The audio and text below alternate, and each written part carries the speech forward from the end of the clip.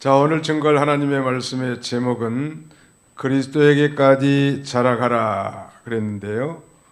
15절 말씀 보시겠습니다.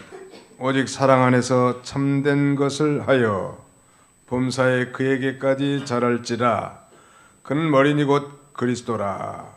거기 사랑 안에서 참된 것을 하여 그랬는데, 이 참된 것이라는 건 참된 생활을 하여, 오직 사랑 안에서 참된 생활을 해서 범사에 그에게까지 자랄지라 그랬는데, 이 말씀에 의지해서 그리스도에게까지 자라나라 이런 제목으로 하나님 말씀을 증거하고자 합니다. 오늘 본문은 세 부분으로 나눌 수 있는데, 첫째는 하나 되어 교회를 세우라 1절로 6절까지,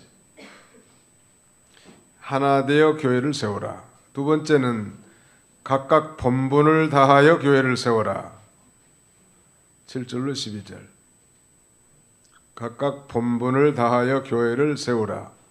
마지막 세 번째는 바로 머리 대신 그리스도에게까지 자라가라, 머리 대신 그리스도에게까지 자라가라. 이렇게 세 대지, 세 개의 메인 아이디어로 구성되어 있습니다. 하나 되어 교회를 세우라는 거, 거기 요절 말씀인데 사실은 4절에 보시면 3절에 평안에 매는 줄로 성령이 하나 되게 하신 것을 힘써 지키라 그랬는데요. 성령이 하나 되게 했단 말, 교회를 하나 되게 하는 성도들의 아름다운 덕목이 뭘까요?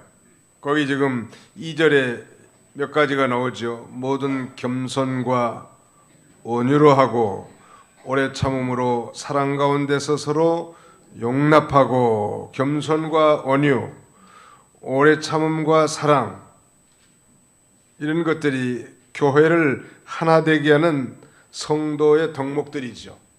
그 반대, 교만과 강팍, 성급함과 미워함, 이런 것들이 교회를 분열시키는 요소가 된단 말.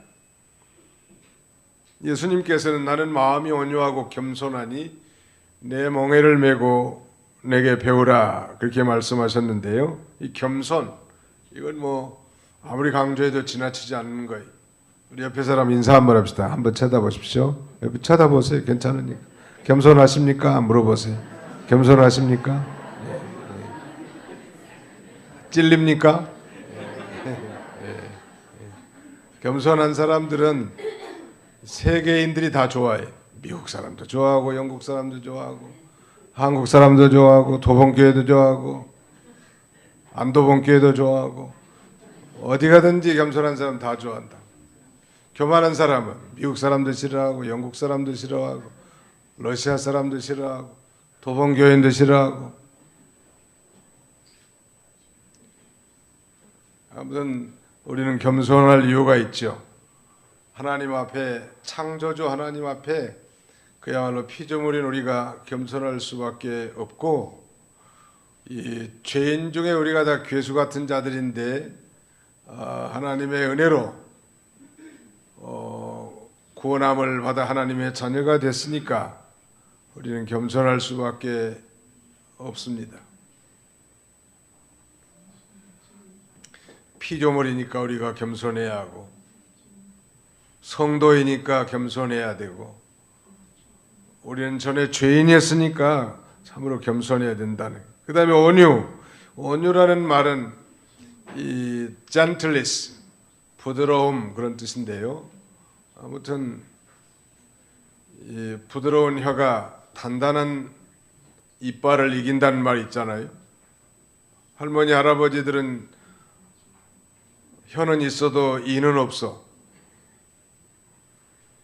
부드러운 게 단단한 걸 이긴다는 것. 우리는 뭘 강조하기 위해서 굉장히 강하게 말하고 강팍할 때가 있는데, 아무튼 부드럽게 해주는 게 참 좋을 것 같아요. 특별히 여성 동지들을 대할 때는 부드럽게 하는 게 좋을 것 같아요. 나 마음이 약하단 말. 같은 말인데 말이죠.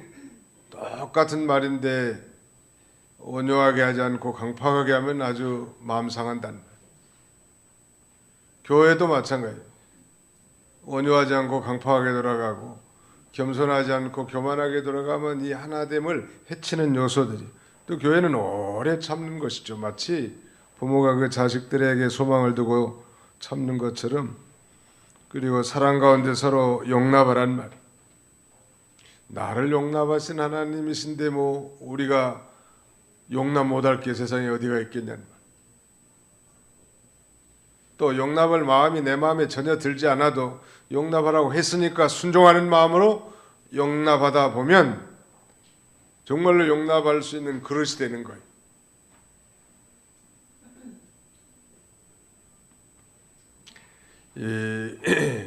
하나 되어서 교회를 섬기라는, 교회가 하나가 되는 것, 이건 성령의 역사라고 말씀드릴 수 있겠습니다.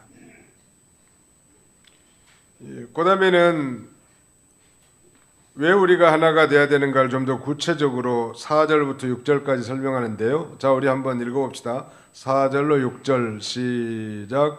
몸이 하나요 성령도 한 분이시니 이와 같이 너희가 부르심이 한 소망 안에서 부르심을 받았느니라. 주도 한 분이시요 믿음도 하나요 세례도 하나요 하나님도 한 분이시니 곧 만유 아래 지시라. 만유 위에 계시고 만유를 통일하시고 만유 가운데 계시도다. 이 교회는 한 성령께서 내주하시고 감화하심으로 하나의 유기체가 됐습니다. 한 분 주님을 우리 주님으로 믿고 고백하고 세례받죠. 또 한 분 하나님 아버지를 모시는 하나의 패밀리, 가정이 됐다는 말. 여기서 우리는 하나님의 이 새 창조물인 교회가 하나가 될 수밖에 없는 존재론적 당위성을 발견할 수 있는 거예요. 그래서 참교회, 영적 교회, 즉 예수 그리스도를 머리로 하고 있는 한 몸된 이 교회는 우주적 보편적 교회라고 할 수 있습니다.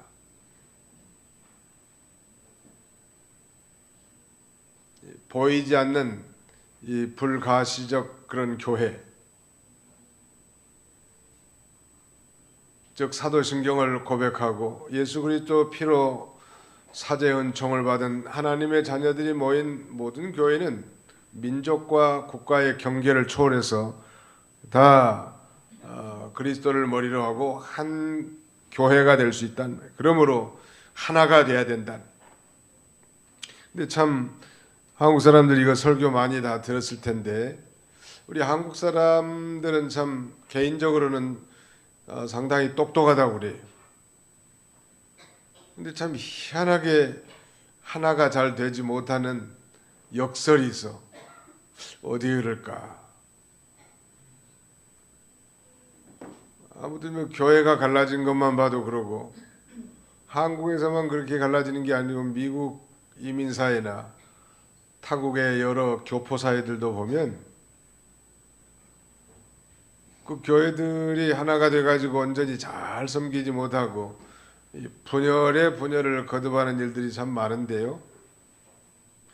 중국 사람들하고 우리하고 좀 기질이 다른 모양이에요. 중국은 이 지도자가 하나 서면 그 아래 백성들이 똘똘 뭉치고 연합하는 경향이 많은데 우리 한국 민족의 단점 중에 하나는 아무튼 서로 다 잘났다는 거예요. 그게 많이 흩어지는 거예요. 적어도 우리는 그리스도 안에서 한 성령, 한 하나님, 한 주님, 한 소망, 한 세례, 한 믿음을 가진 자이기 때문에 어떻게든지 하나가 돼야 되는데 우리가 서두에 살펴본 것처럼 그런 겸손과 모든 겸손과 온유, 오래 참음과 사랑으로 용납하지 않으면 교회는 이거 하나 되기 쉽지 않아요. 교회 가가지고 괜히 뭐 상처받고 말이죠. 그리고 교회에 오신 분들은 절대 남의 과거사 이런 거 알라고도 하지 말고 물어보지도 말고 묻지도 말고 따지지도 말라고. 한번 더 합시다. 과거를 묻지 마세요.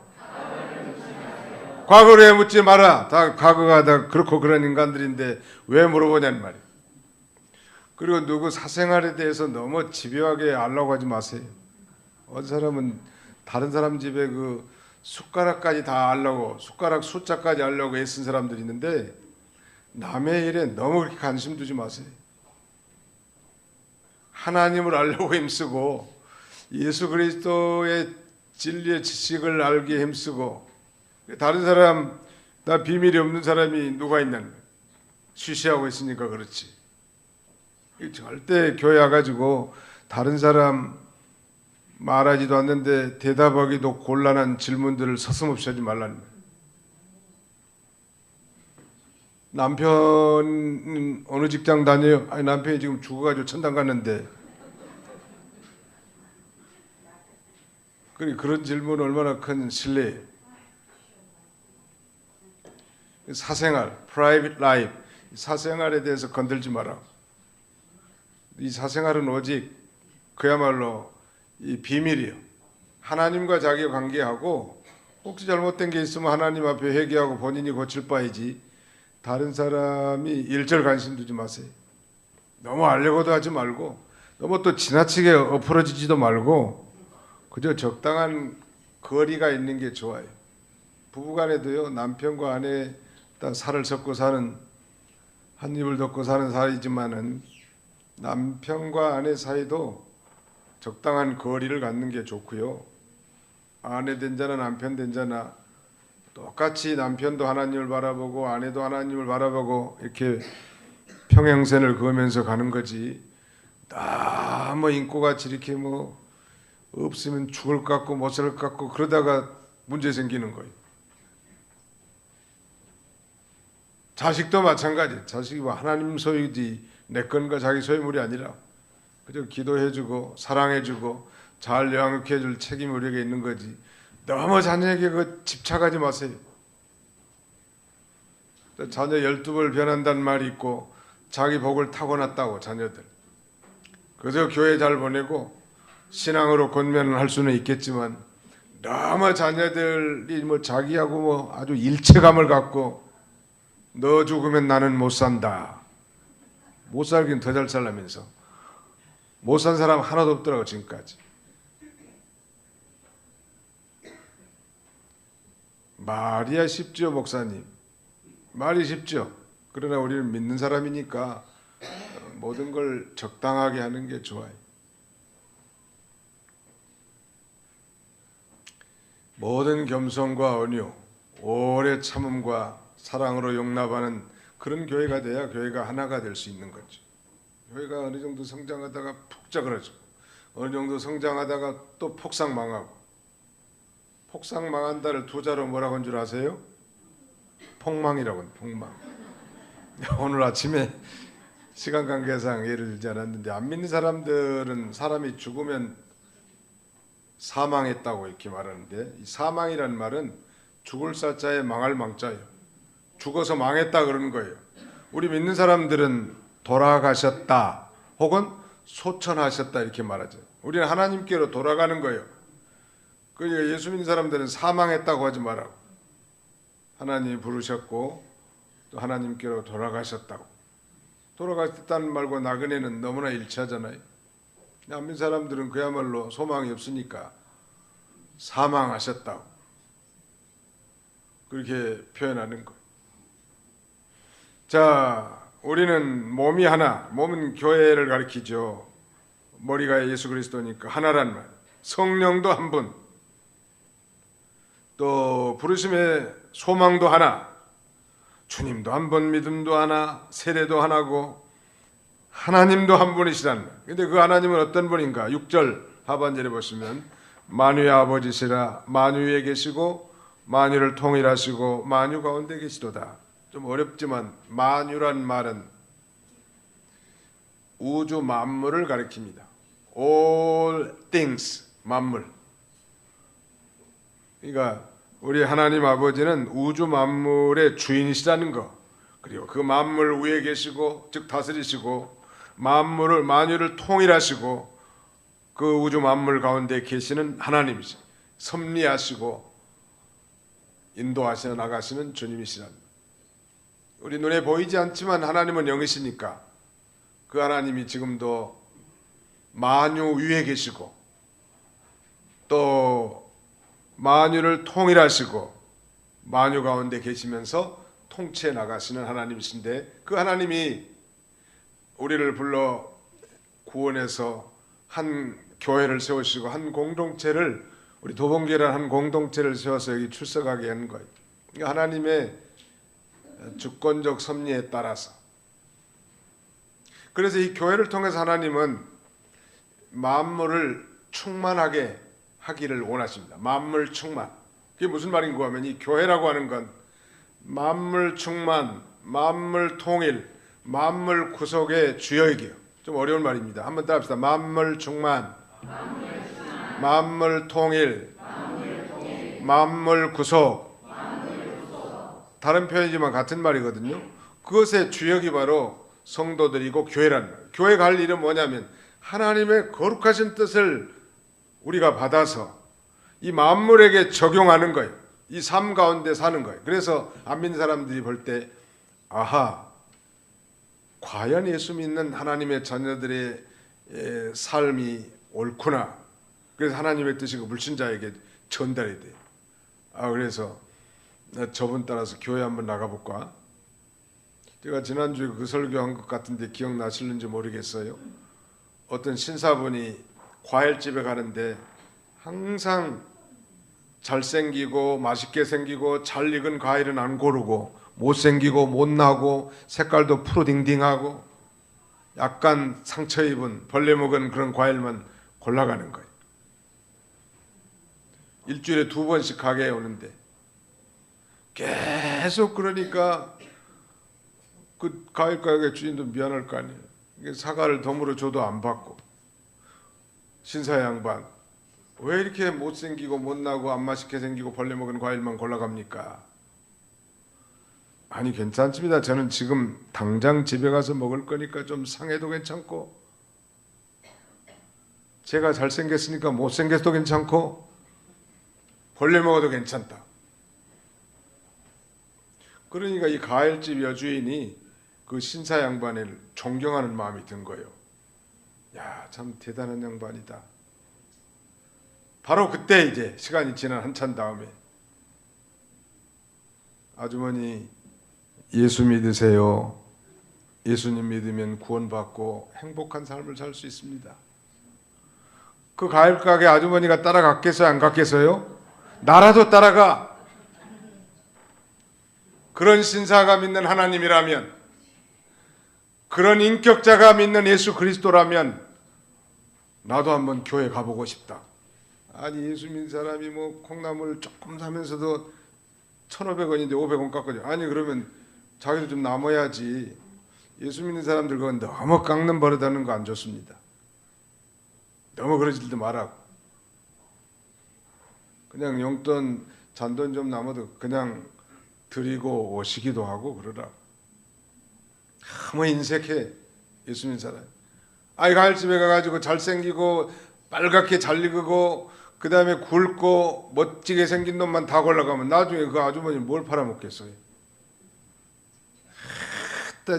저 아주머니는 도봉교회 다닌다는데 참, 내가 교회 혹시 나가더라도 저 교회는 내가 안 나간다고 그럴 거 아니에요 대번에.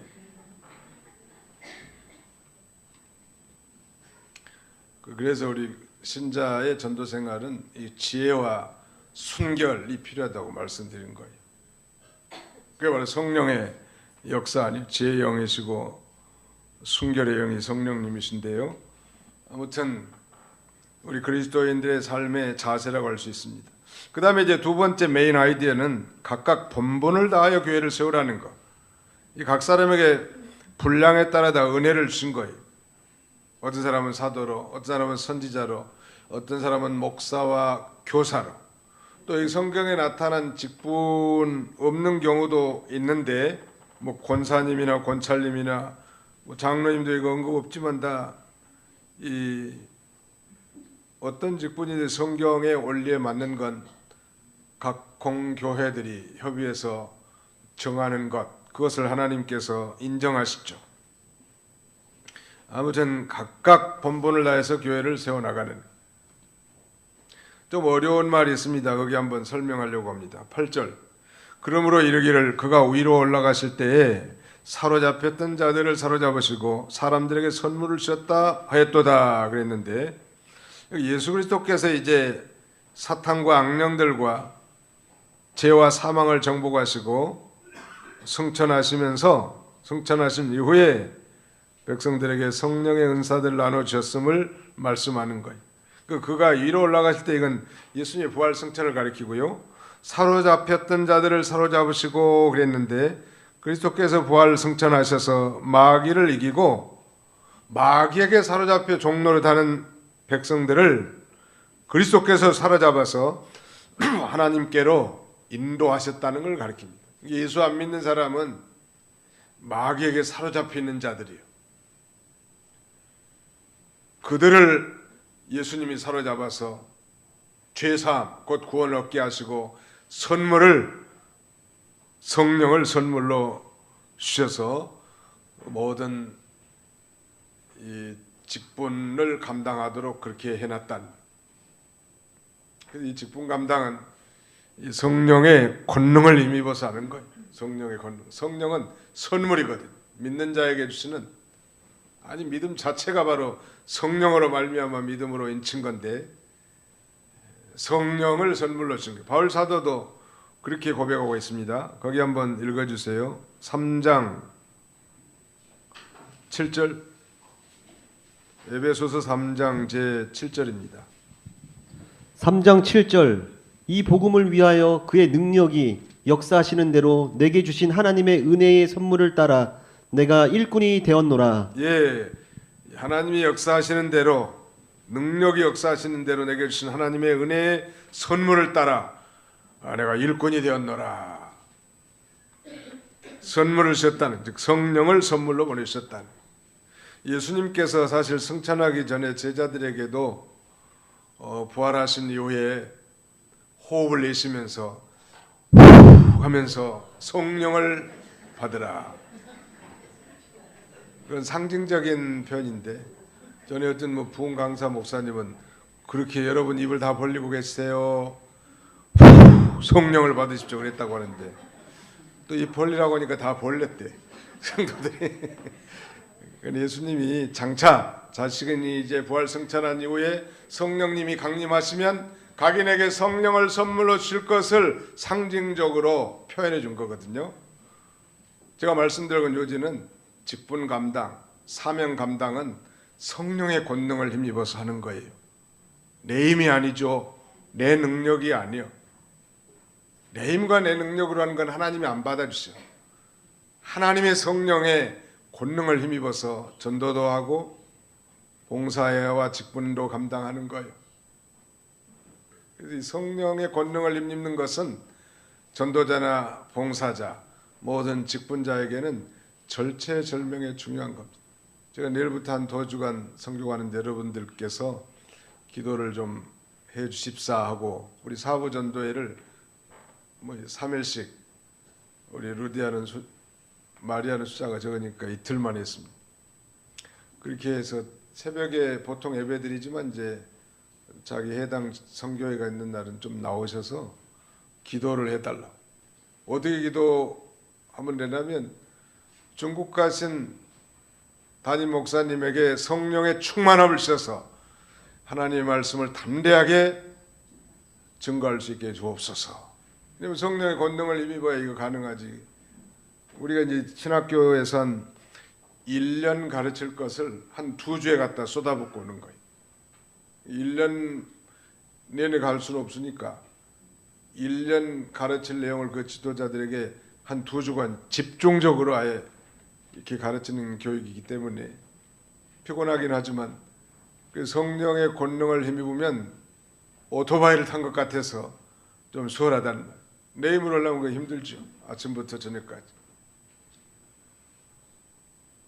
그 제일 좋은, 오늘 조현지 집사님도 성령으로 가르치고 감당하도록 기도해 주셨는데, 아무튼 언제나 이 말씀을 전하는 사역자를 위해서는 아무튼 성령의 권능을 입어서 하나님의 말씀을 담대하게 증거할 수 있게 해달라고 그렇게 한마디만 기도해도 큰 효과가 있습니다. 그래서 제가 중국 가가지고 오토바이 같이 정말 통통통 하면서 말씀을 잘 가르치면 우리 교인들이 나를 위해서 기도해주고 계시구나. 교인들이 기도해줘서 된 거고 제가 이거 더듬거리긴 하고 그 다음에는 힘이 들고 그러면은 우리 교인들이 지금 기도 안 하고 졸고 있구나 이렇게 생각하겠습니다. 자, 그래서 9절 보십시오. 올라가셨다 하였은즉 땅 아래 낮은 곳은 내리셨던 것이 아니면 무엇이냐? 올라가셨다는 건 예수님이 부활 승천하셨다는 것이기 때문에 그러면 그가 내리셨던 것이 아니면 무엇이겠는가? 즉 그리스도의 성육신 하나님 인간의 몸을 입고 이 땅에 오시지 않았는가? 당연히 그건 바로 예수님이 그렇게 낮아지신 자기 비하의 목적은 택한 백성들에게 구원을 주시고 성령을 선물로 주시기 이함이고 궁극적으로 만물을 충만하게 하려 하는 것입니다. 이 교회가 그래서 최후의 보루란 말이 있는데 우리 하나님의 최후의 보루가 교회. 그러니까 뭐 세상이 지금 다 타락했다고 한숨 짓고 볼멘 소리 많이 하지만 그러나 교회만 살아있다고 해도 소망이 있는데 이제 교회가 완전히 타락하면 이 세상은 완전히 심판을 받을 수밖에 없는 거예요. 더 이상 소망이 없잖아요. 근데 우리도 연약한 자고 이 세상 거친 파고에 넘어질 수밖에 없기 때문에 늘 깨어서 기도하고 성령의 권능을 힘입어서 이 사명을 감당하고 하나님을 섬기는 것입니다. 자, 그 다음에 이 직분을 주셔서 봉사하게 했다고 했는데 직분의 수혜자는 오늘 본문에서는 이 그리스도로 나타났죠. 11절 보십시오. 11절 그가 혹은 사도로 혹은 선지자로 혹은 복음 전하는 자로 혹은 목사와 교사로 주셨으니 그랬는데 그는 곧 여기서는 예수 그리스도이지만 성경 전체적인 원리로 볼 때 우리에게 직분을 수여자는 뭐 목사님이 아니고 당회가 아니고 장로님이 아니라 어떤 노예나 총회가 아니라 우리에게 정말 직분 주신 분은 보이지 않지만 살아 역사하시는 삼위 하나님, 성부와 성자와 성령 하나님이 나에게 직분을 맡긴 줄 알아야 합니다. 믿으시면 아멘 합시다. 내 직분을 누가 주셨어요? 하나님이 주신 거예요. 2020년이 되면 우리 교회가 창립한 지 50년 돼. 그래서 내년 말에는 이제 앞으로 권사님, 올해는 아니고 권사님도 더 세우고 할 수 있으면 장로님들도 더 세우고 직분을 이렇게 많이 세우는 건 그 교회가 축복받은 증거인데요.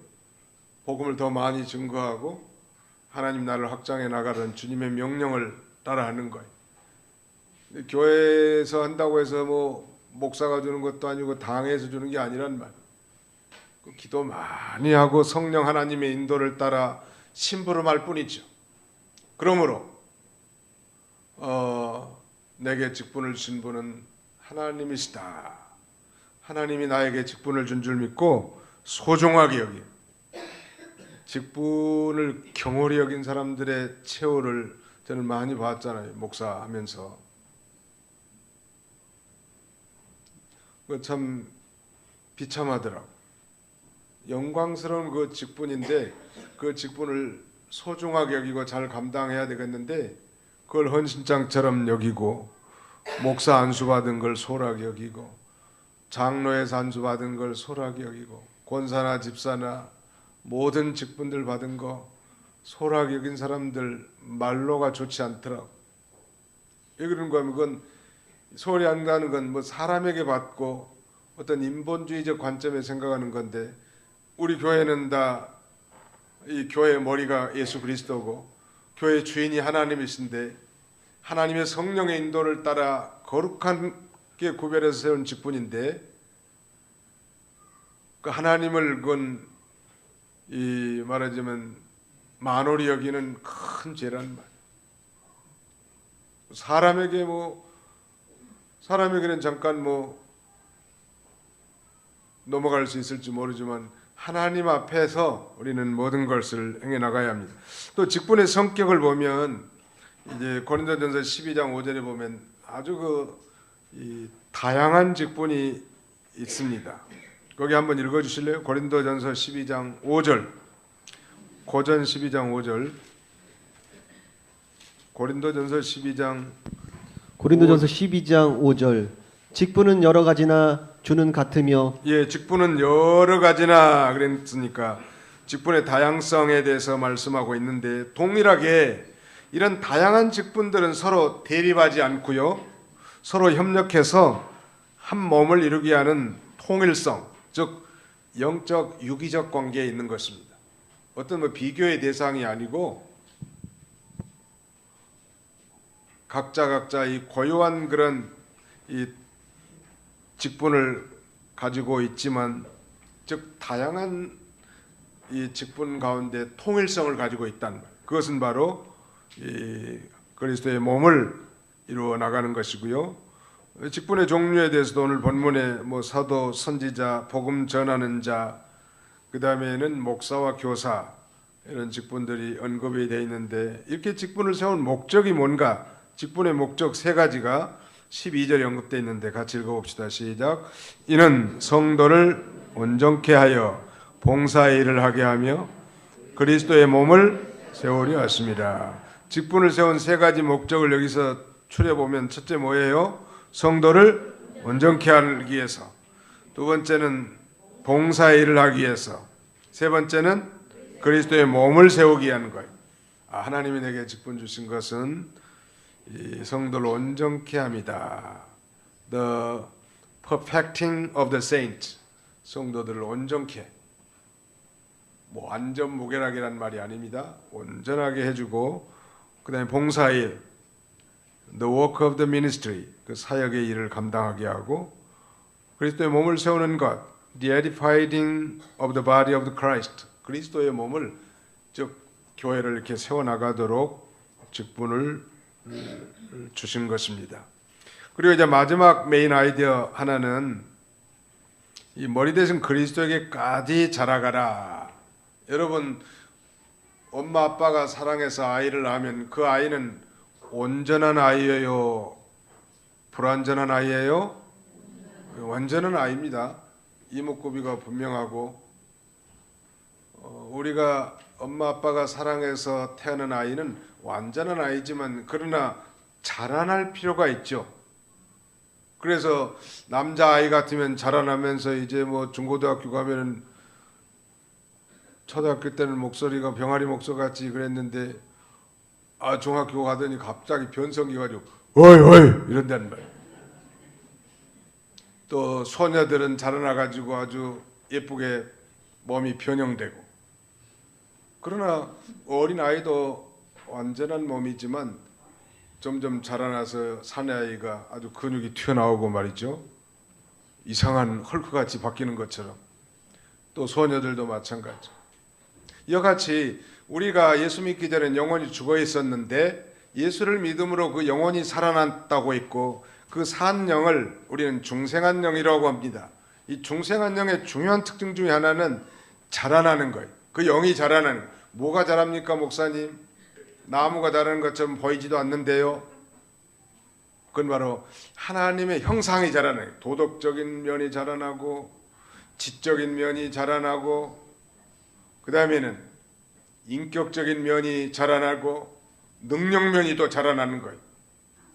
그리스도의 삼직이 왕과 제사장과 선지자라고 했고, 그리스도란 말이 기름 부음 받은 자란 뜻이고, 구약시대에 기름 부음 받은 삼직은 왕과 선지자와 제사장이 있는데, 왕은 능력, 그 다음에는 선지자는 지력, 그 다음에는 제사장은 이 도덕성을 의미하는데 그게 점점 자라나는 거예요. 그래서 처음에 예수 믿는 사람 믿는다고 성자 성녀가 되는 건 아니에요. 갑자기 성령 받았다, 예수 믿고 거듭났다고 해서 갑자기 성자 성녀가 되는 게 아니고 자라난단 말. 처음에 예수 믿으면 어린아이들처럼 다 자기밖에 모르고 자기 가족밖에 모르고 자기 소유물밖에 모르다가 어느 정도 자라나면 다른 사람도 생각하게 되고 자기 것을 희생할 줄도 알고 적극적으로 이제 자원해서 하나님 일에 헌신하게 된단 말이에요. 그게 자라나는 거죠. 사랑이 자라나는 거예요. 사랑, 도덕성이 자라나는 거예요. 전에는 뭐 이 개차반 같이 살았는데 예수 믿고 한 10년쯤 되니까 아주 거룩한 성도가 돼 있단 말이에요. 지식적인 면도 마찬가지. 베드로 사도가 뭐 공부 얼마나 했겠어요? 불황물식한 줄 알았다고 하지 않았습니까? 제사장들도. 그러나 예수님을 따라 3년 동안 자라면서 구약에 아주 통달한 지식적인 면도 자라나지 않았습니까? 아무튼 우리는 자라나야 합니다. 누구에게까지 자라나야 돼요? 목표가 누구예요? 어린아이가 키가 자란 것처럼 우리는 그리스도의 장성한 키의 분량까지 도덕성, 지성, 능력이 잘 자라나야 돼요. 한 사람이 잘 자라나 있으면 그 사람을 통해서 그 사람이 큰 나의 의의 나무, 그 사람이 큰 사랑의 나무, 그 사람이 큰 아주 거룩의 나무가 돼가지고 그 밑에 많은 사람들이 영향력을 받고 위로를 받고 새로운 힘을 얻어 살아나가게 되는 것입니다. 우리 교회가 이렇게 장성한 교회가 돼서 많은 연약한 교회들도 돕고 또 세계 선교에도 좀 앞장서고 또 우리 지역에도 이렇게 널리 복음을 증거하는 이런 좋은 교회로 자라나는 그런 저와 여러분들이 다 되시기를 주님의 이름으로 축원합니다. 기도합시다. 거룩하신 하나님 아버지 감사합니다.